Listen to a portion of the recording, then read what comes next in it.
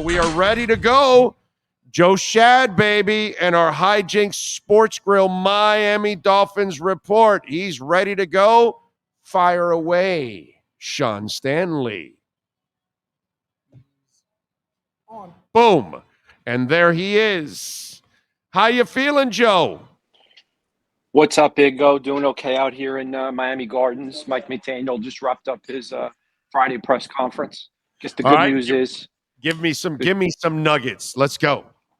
Yeah, well, the good news is that he is optimistic about Teron Armstead's chances of playing at left tackle, returning from that toe injury.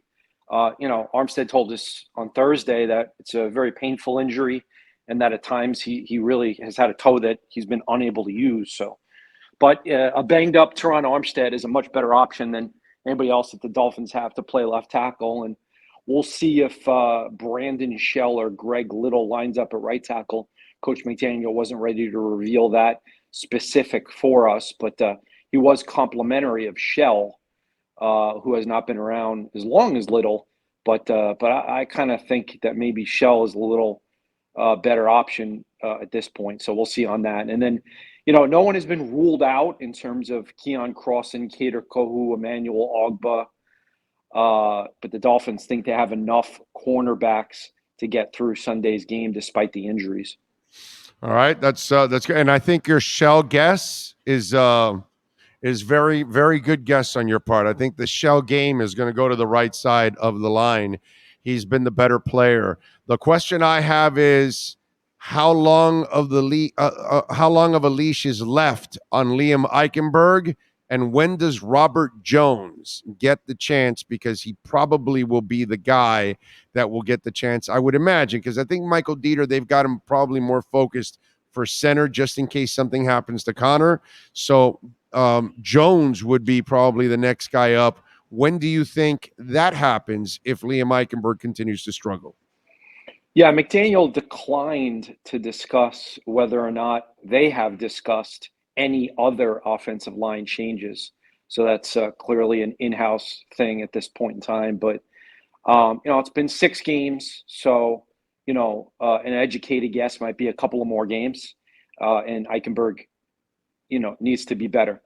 It's a new offense. It's a new scheme. We got to have a little patience.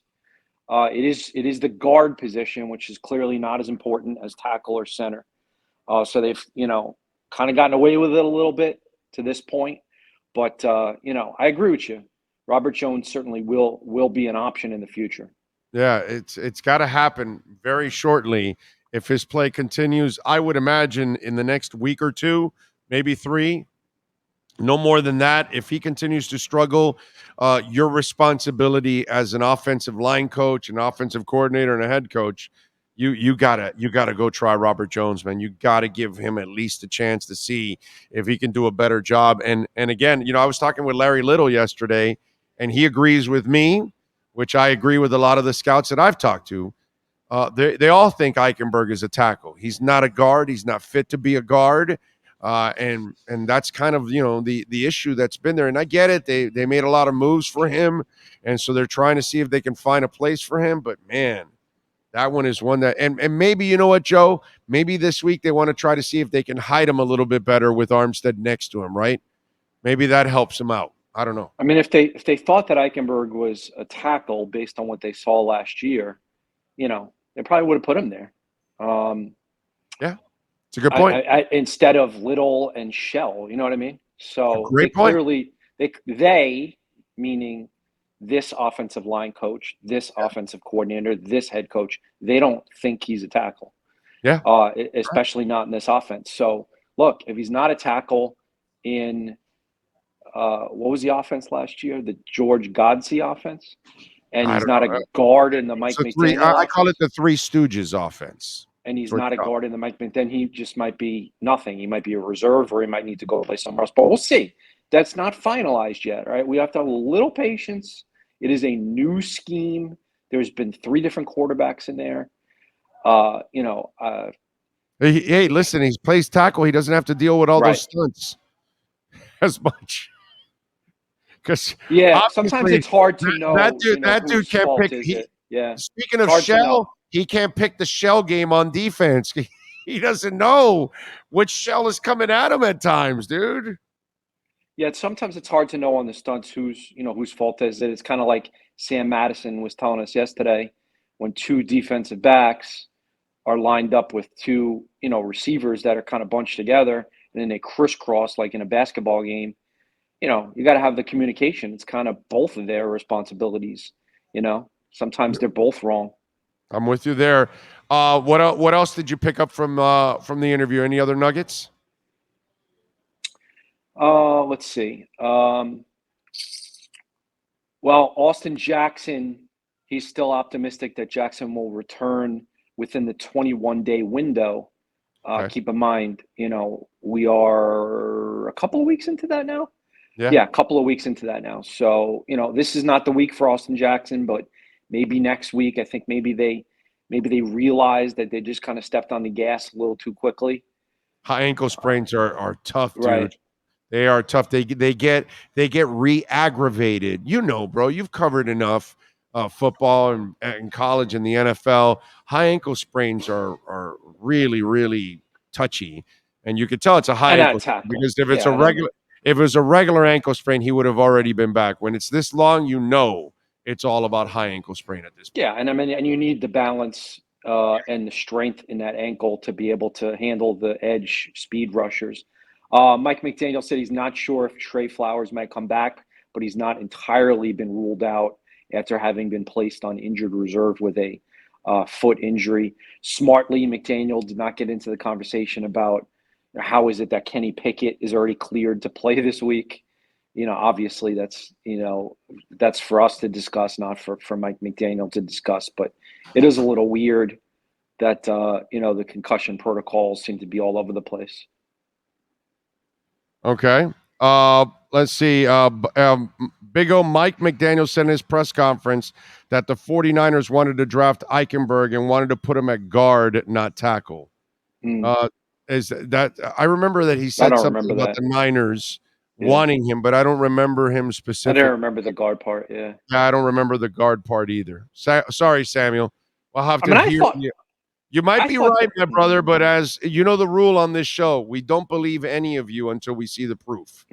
And we don't believe any of the stories you sent us until we see that it's actually from a credible source. So that's kind of the rule on the show, that all listeners, they're usually probably passing over bad information because that's the way it is. But if Samuel, we hear the soundbite, then we'll believe you, my brother. So Eichenberg was primarily a left tackle as a rookie. Yes. He's primarily a left guard as a sophomore.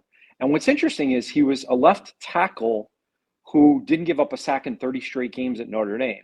So it's just amazing. It's like, how did he go from that to not very good at all? And you just wonder how much the confidence has waned on him. Right. You know what I'm saying? Is he not quick enough to play tackle and not quite strong enough to play guard? I mean, sometimes guys are just tweeners. It happens. Yeah.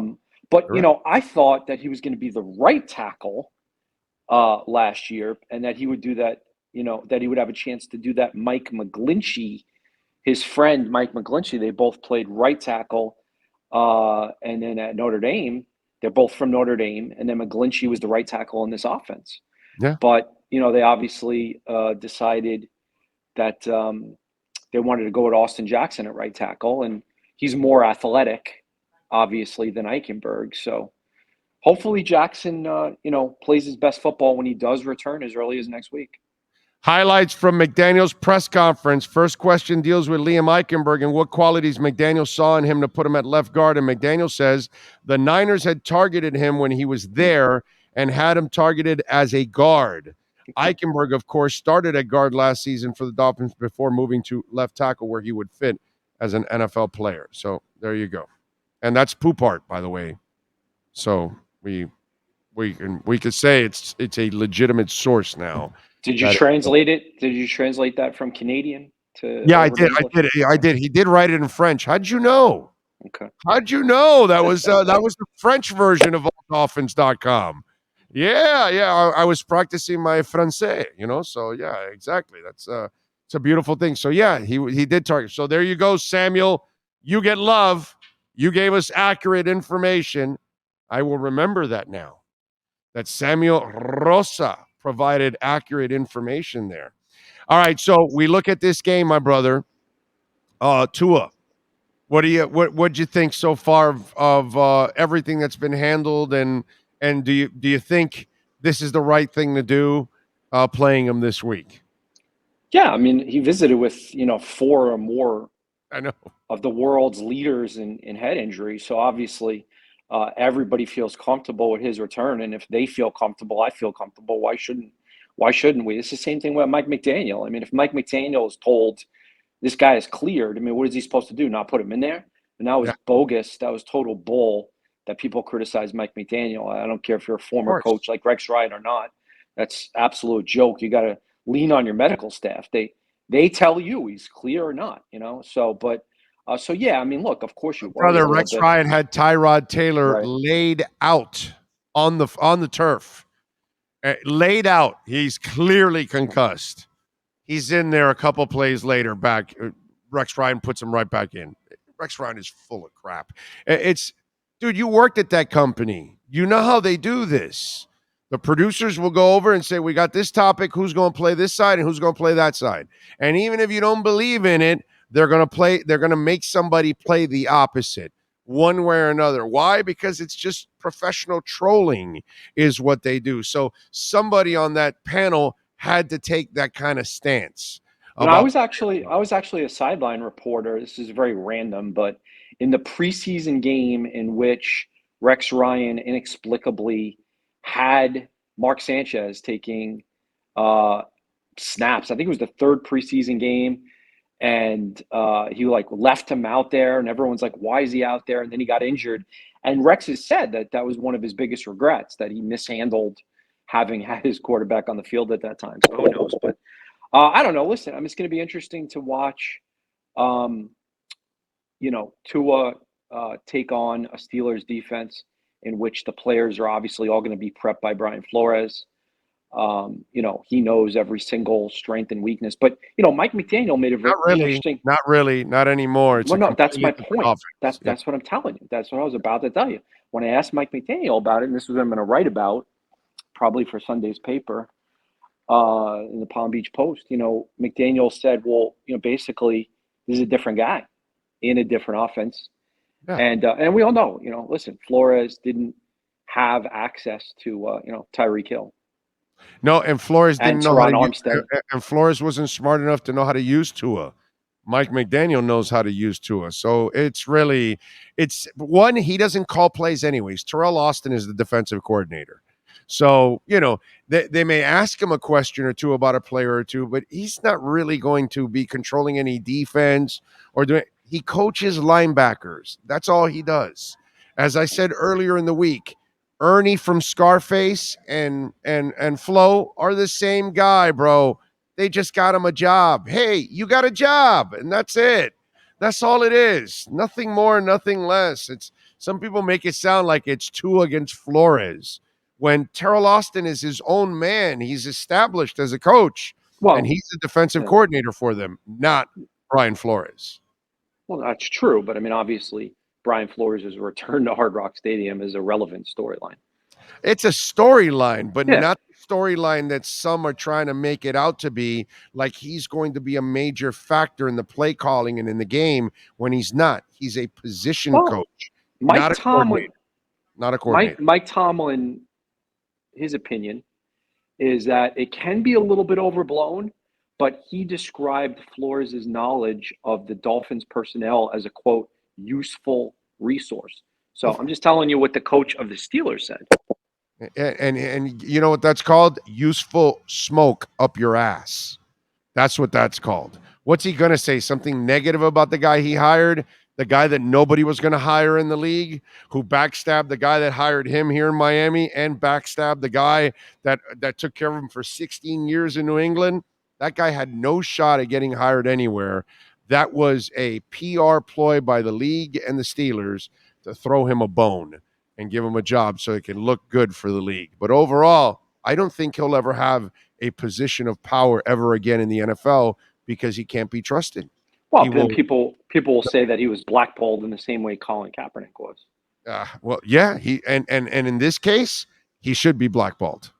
This is the case where you blackball him. You cannot hire people that are going to turn against the people that hire you. Dude, how do you expose Belichick's texts?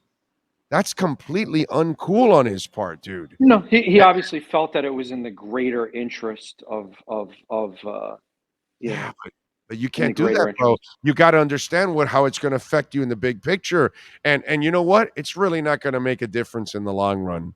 They're still going to hire whoever the hell they want to hire, and it will not matter one bit whatsoever. This league is as Teflon as it gets, Joe. They can get away with practically everything, and we will still watch, we will still support, we will still buy all the gear, the tickets, it doesn't matter. Every week they complain about the Thursday game and how many millions of people are watching. It's amazing. Listen, you asked me about the Steelers game.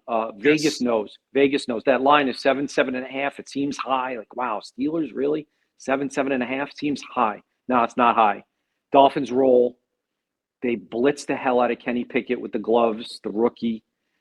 This is the game where Brandon Jones, Javon Holland, Emmanuel Ogba, Jalen Phillips, they all get involved.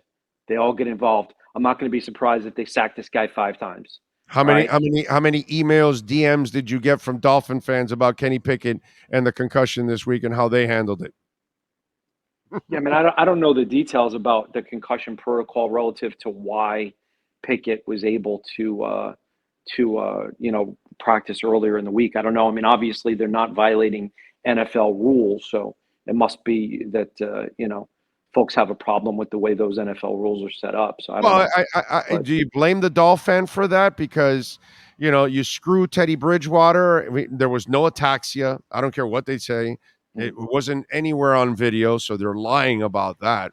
Obviously, because if there was real video, the league would have let it out and shown people, hey, no, we had to do it to protect them, and all, and there was none, and they kind of let that thing die so that the story would just go by and everybody would forget about it and move on. So I get where Dolphins are a little pissed off about the Pickett situation compared to how things have been handled with Tua and with Teddy Bridgewater. You got to understand that part, right?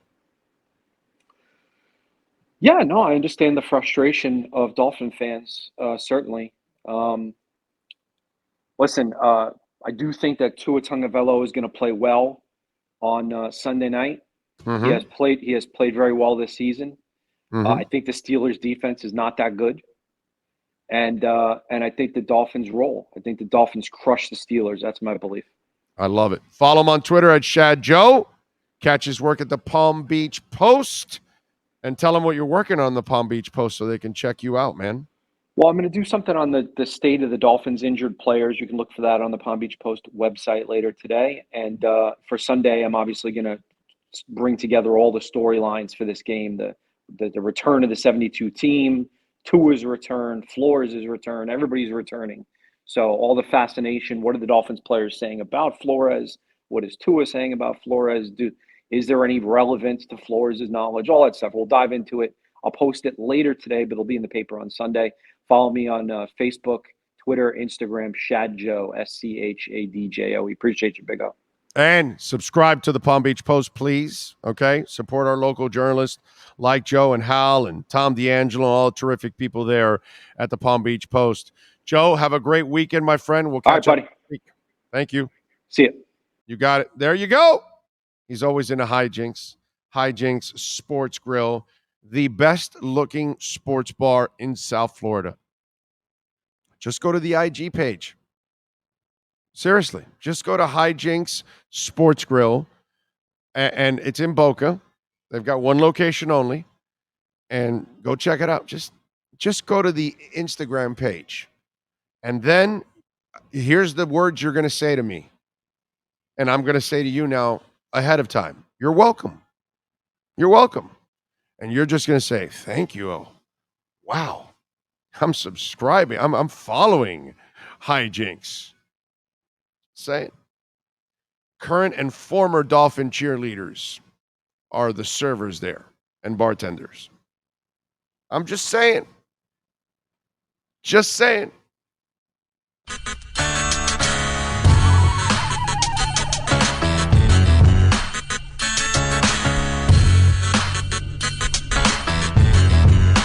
This is the Big O Show. This is the Big O Show.